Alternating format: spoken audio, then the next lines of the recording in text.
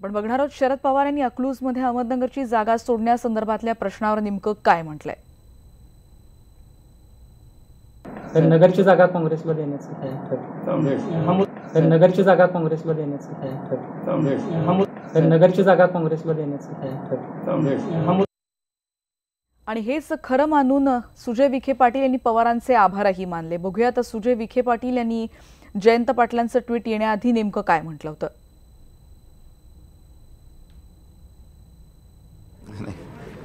आता मी सभेत होतो आणि मला ही बातमी व्हॉट्सअपवर आली। तुम्ही सांगत आहात की माननीय पवार साहेबांनी अशी घोषणा केलेली आहे, त्याचा अजून दुजोरा मला नाही। अशी गोष्ट जर झाली असेल तर निश्चित माननीय पवार साहेबांनी सर्व राष्ट्रवादी काँग्रेसचे सन्माननीय जेवढे लोक असतील, जेवढे नेते असतील, सगळ्यांचे मी मनापासून आभार मानतो की त्यांनी एक विश्वासाने मला या ठिकाणी संधी देण्याचं काम केलं। आमचे पक्षाचे अध्यक्ष राहुलजी गांधी असतील आणि सर्व काँग्रेसचे प्रदेशाध्यक्ष अशोक चव्हाण साहेब असतील, राष्ट्रवादीचे जयंत पाटील साहेब असतील, अजितदादा पवार असतील, आणि यामध्ये सगळ्यात मोठी भूमिका जर कोणी बजावली असेल तर माझे वडील माननीय नामदार राधाकृष्ण विखे पाटील साहेब यांचे प्रयत्न, आणि त्या प्रयत्नांना सगळ्यात मोठी साथ लाभली ती सर्वसामान्य जनतेच्या प्रार्थनेची, त्यांच्या आशीर्वादाची। आणि जर ही गोष्ट खरी असेल जसं आपण मला सांगताय की प्रेस झाली आणि पवारसाहेब असं म्हटलेत, तर मी एवढंच सांगू इच्छितो की आज जो काही त्यांनी या ठिकाणी निर्णय घेतला, मला संधी देण्याचं काम केलं, काँग्रेस आणि राष्ट्रवादी काँग्रेस या दोन्हीही पक्षाचं या जिल्ह्यामध्ये वाढ होईल।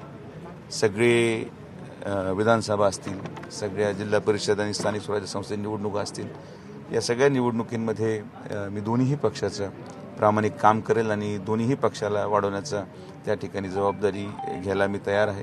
कारण की ही जबाबदारी फार मोठी होती आणि बऱ्याच दिवसाची ही चर्चा होती। या चर्चेला जर आज पूर्णविराम लागत असेल तर आनंदाची गोष्ट आहे। जो विश्वास त्यांनी मला दाखवला त्या विश्वासाला नेहमी निश्चित मी सार्थ ठरेल एवढंच मी सगळ्या नगर जिल्ह्यातल्या जनतेला आश्वासित करतो। आपण बघतो ही आधीची प्रतिक्रिया होती आणि अहमदनगरच्या जागेवरून जो तिढा कायम आहे त्याबद्दलच आम्ही अधिक माहिती जाणून घेतली आमचे प्रतिनिधी सागर कुलकर्णी यांच्याकडून। काँग्रेस आणि राष्ट्रवादी काँग्रेस दोघांमधील मतभेद समोर दिसून येत आहेत ते नगरच्या जागेवरून। आणि मुळात सगळ्यात महत्त्वाची गोष्ट म्हणजे नगरच्या जागेसाठी विरोधी पक्षनेते राधाकृष्ण विखे पाटील दिल्ली हायकमांडपर्यंत जात होते, पण आज मात्र पहिल्यांदा शरद पवार जे राष्ट्रवादीचे सर्वेसर्वा आहेत त्यांनी माध्यमांना सांगितलं की नगरची जागा ही राष्ट्रवादी सोडत आहे आणि ती काँग्रेसला दिली जाईल। पण काही वेळातच सुजय विखे पाटील यांना या संदर्भात विचारली, त्यांची प्रतिक्रिया आली की जर असं झालं असेल तर मी त्याचं स्वागत करतो आणि मला सगळ्यांचं सहकार्य मिळावं अशा अपेक्षाही व्यक्त केल्या। पण त्याच्यानंतर काही क्षणामध्येच राष्ट्रवादी काँग्रेसचे प्रदेशाध्यक्ष जयंत पाटील यांनी स्पष्ट भूमिका मांडलेली आहे। त्यांनी ट्विट केलेलं आहे, तसंच राष्ट्रवादी काँग्रेसच्या वतीने एक अधिकृत ईमेल देखील करण्यात आलेला आहे प्रसारमाध्यमांना की प्रसारमाध्यमांमध्ये जी बातमी आली होती की नगरची जागा राष्ट्रवादी काँग्रेसने काँग्रेसला दिली आहे ती खोटी आहे। आजही राष्ट्रवादी काँग्रेसकडेच नगरची जागा आहे आणि ती काँग्रेसला देण्यात आलेली नाही आहे। जयंत पाटील यांच्या या भूमिकेमुळे राष्ट्रवादी काँग्रेस आणि काँग्रेस या दोघांमधले मतभेद परत एकदा उघड झालेले आहेत। नगरची जागा हा मुळात सगळ्यात मोठा वादाचा मुद्दा आहे। अशाच वेळी स्वतः विखे पाटील यांनी केलेले प्रयत्न आणि दुसऱ्या बाजूला जयंत पाटील यांनी आणि शरद पवारांमधले वेगवेगळे विधानं यामुळे काँग्रेस राष्ट्रवादी काँग्रेस आघाडीतली बिघाडी नगरच्या जागेवरून अजून आहे आणि कदाचित आजच्या या घटनेमुळे आघाडीमध्ये विशेष म्हणजे विखे आणि पवार कुटुंबियांमध्ये अधिकच मतभेद झाले की काय अशी चर्चा आता रंगलेली आहे। आपण बघतोय हा तिढा कायम आहे आणि बघूयात याच राजकारणातली आणखीन एक बातमी। माढा मतदारसंघात मोहिते पाटील समर्थकांची नाराजी दूर करण्यासाठी विजयसिंह मोहिते पाटील यांना राज्यसभेवर पाठवलं जाणार असल्याचं पवारांनी अकलूजमध्ये म्हटलं आणि अशा पद्धतीनं पवारांनी माढामधला तिढा सोडवण्याचा प्रयत्न केला। तर नगरची जागा काँग्रेसला देण्याचं काय ठरलं? दादा माढ्यातून आता आपण उमेदवारी जाहीर झाली, लोकांनी ती स्वीकारली, मग दादा रणजित दादा असतील किंवा विजय दादांचं असतं मोठे दादा त्यांचं पुनर्वसनावर काय आश्वासन? काय सांगायचं, माझ्या बसतील माझ्याची ही निवडणूक संपली विधानसभेची की माझ्यावर संसदेमध्ये असते।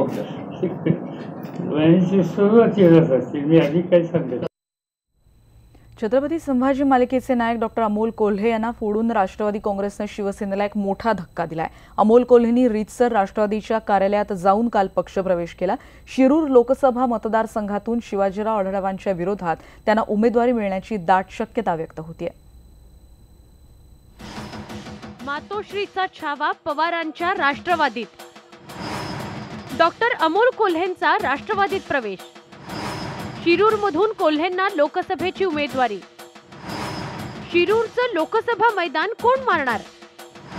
शिवसेनेचे शिवाजीराव की राष्ट्रवादी काँग्रेसचे संभाजी? अखेर डॉक्टर अमोल कोल्हेंच्या रूपानं राष्ट्रवादी काँग्रेसचा शिरूर मतदारसंघातील उमेदवाराचा शोध संपलाय.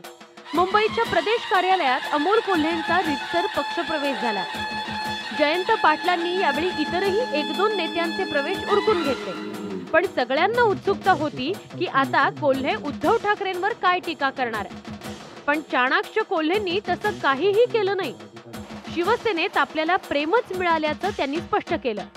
शिवसेनेचे पक्षप्रमुख उद्धवसाहेब ठाकरे यांच्याबरोबर काम करताना एक अत्यंत सुसंस्कृत नेतृत्वाबरोबर काम करण्याचाच अनुभव होता.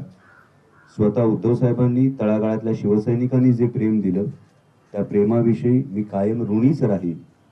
परंतु काही निर्णय हे महत्त्वाचे घ्यावे लागतात ज्यामध्ये राजकारणाची दिशाही बदलते आणि या देशपातळीवरच्या राजकारणाची दिशा बदलण्याच्या दृष्टीनं जर माझ्या खारीचा वाटा उचलला जाऊ शकणार असेल तर मला वाटलं की यावेळी मी मागे राहता कामा नये. या खेळीमेळीच्या वातावरणातच मग अजित पवारांनीही डॉक्टर अमोल कोल्हेंच्या राजकीय चाणाक्षपणाची मजेशीर फिरकी घेतली. जी प्रगल्भता आहे ते कुणाला आपलं दुखवायचं नाही. ज्यांना सोडलंय त्यांच्याही बद्दल 4 शब्द चांगले बोलणं, ज्यांच्यात चाललोय त्यांच्याही बद्दल हे सगळ्यांना जमतं असं नाही. ते डॉक्टरांना जमलंय तेव्हा पुढचं सगळं जमेल.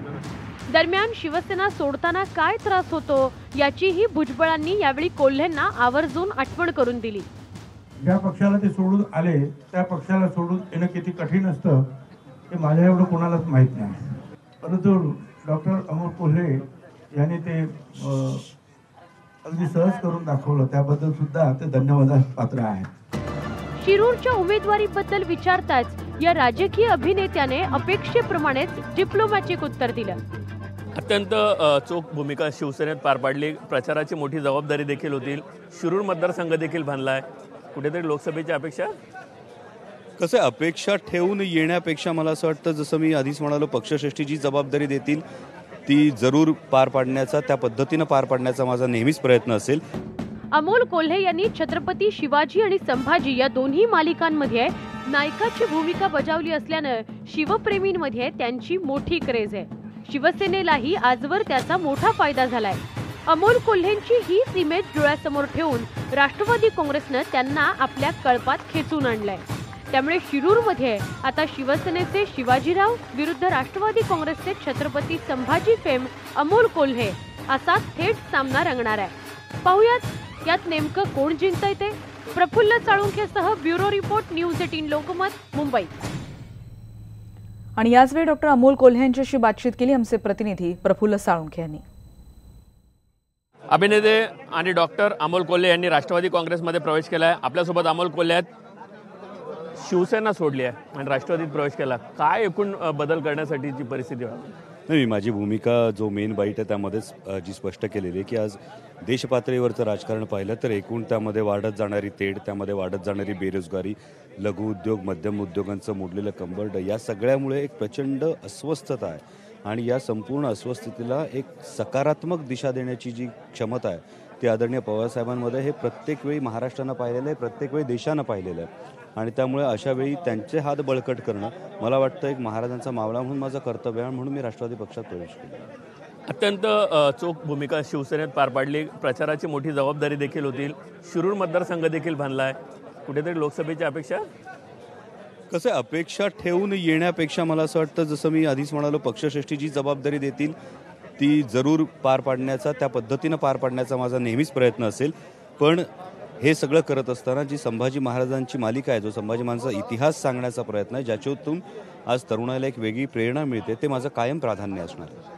पण जबाबदारी जर लोकसभेची मिळाली तर काय?